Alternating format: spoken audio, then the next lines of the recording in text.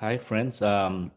Today I would like to share with you a very important concept that I think we in this age and time need to learn and be constantly learning, which is one is to constantly, of course, to learn, relearn, and relearn again, because things just keep changing all the time.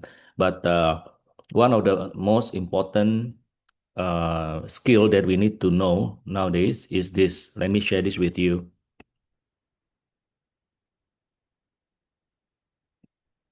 Okay, can you see this? Is how do we actually differentiate facts versus opinions and versus narratives? Narratives means is stories, basically stories.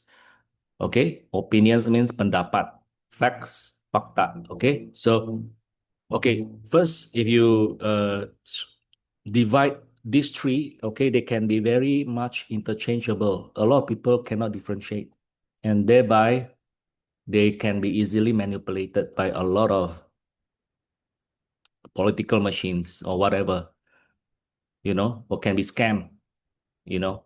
So we need to learn all these things and be able to understand because even I think some of the big universities, even like Harvard and all that, I think they are also affected by this, in my opinion. Yeah. So okay, first we we know that the facts can be independently verified. Okay, you have the whole internet at your disposal. You can verify them independently through various sources.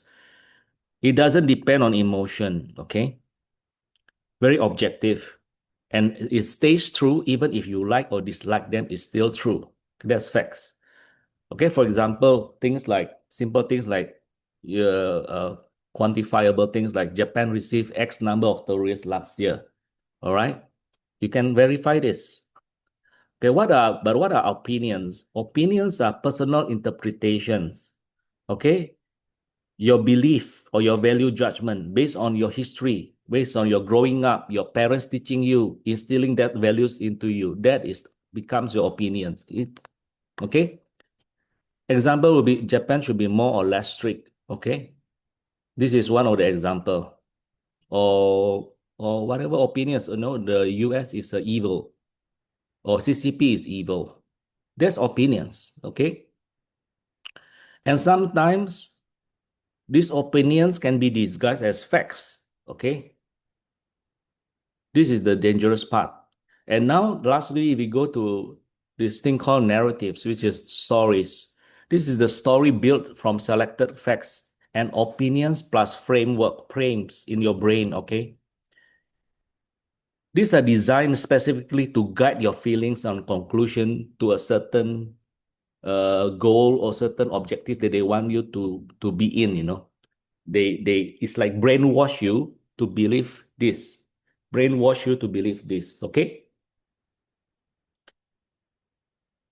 The narratives, okay, is designed to guide your feelings or conclusion for certain objectives. Okay, can be malicious or not, can be harmless or can be manipulative.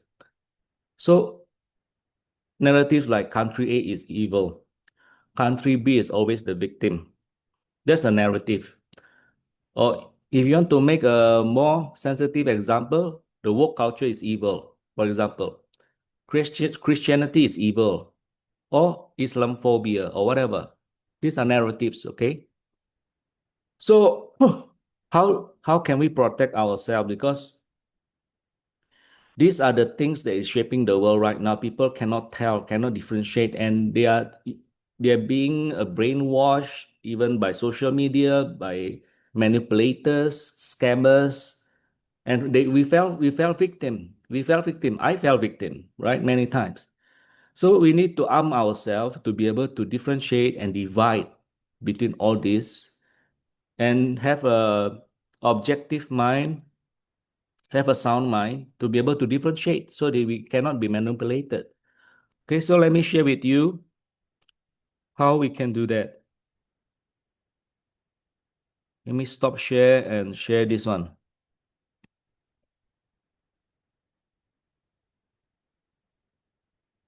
Okay, can you see this? Okay, so basically there are certain ways of how we can protect ourselves. The first one, okay, there are filters. We need to ask ourselves, is it a fact or a spin? Okay. Number one, check for verifiability. Can I verify this from multiple neutral sources? Multiple neutral sources. I mean, sometimes you can be confused about the sources in the internet, but you need, I mean, independent sources, as independent as possible, and multiple neutral sources. Whether can you verify this? For example, the difficult one would be like COVID-19, that kind of thing. It's very hard for you to verify because all the governments are working in conjunction with all these things, you see. So it's very hard for you to make a judgment call, okay? But you can verify this from multiple neutral sources, whether it's opinion or narrative, opinion or stories. If you, I mean, if you cannot verify this from multiple neutral independent sources, then it's likely an opinion or story or narrative. B, watch for emotional triggers. Political machines love emotion because when you're emotion, it bypass critical thinking. When you're angry about something, especially outrage, when you're fearful and you blame others for your misfortune, and you frame hero and villain kind of scenario, us versus them language, and it conjures a lot of high emotion, is usually is a narrative, okay? Stories.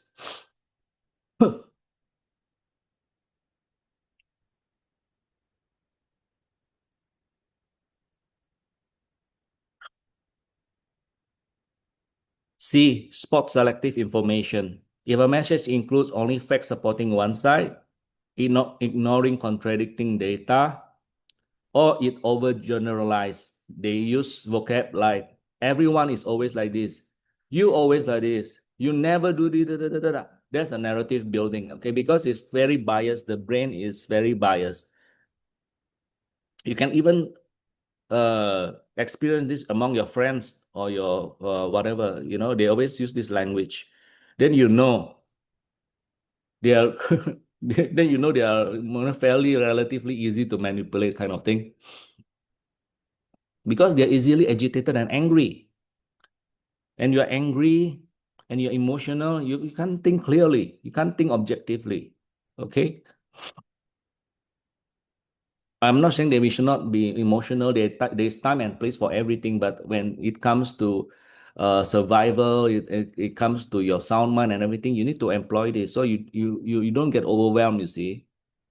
Number three, your mental armor against this political machine, mental armor. You slow down your reaction, slow it down.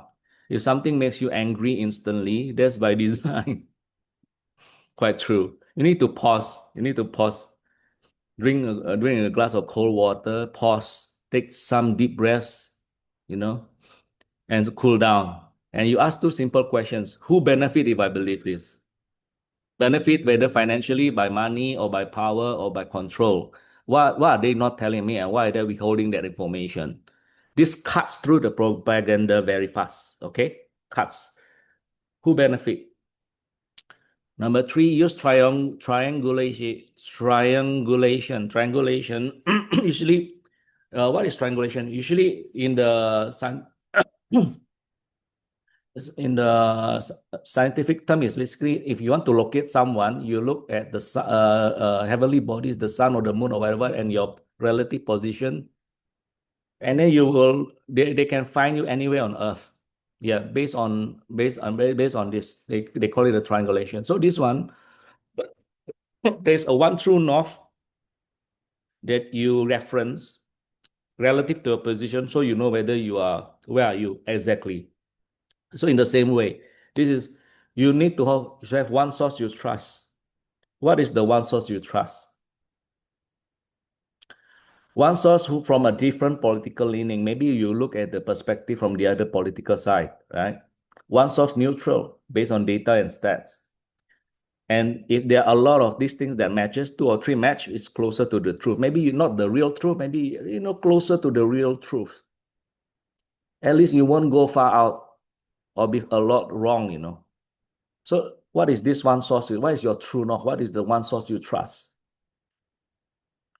And it's very subjective, very relative nowadays. That's why it's become even more dangerous and even more confusing.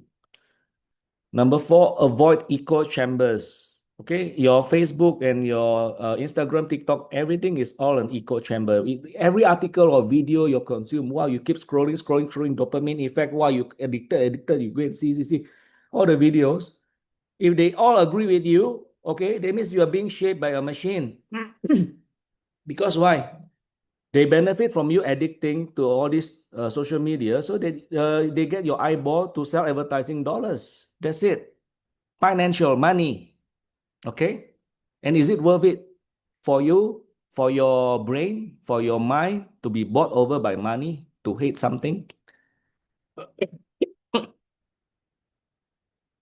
Number 5, focus on the process, not the players. Instead of who is right, who is wrong, ask which method relies more evidence and not feelings. Evidences are real evidences are. This protect you from manipulation on any side. Okay? Real evidence. Real evidence.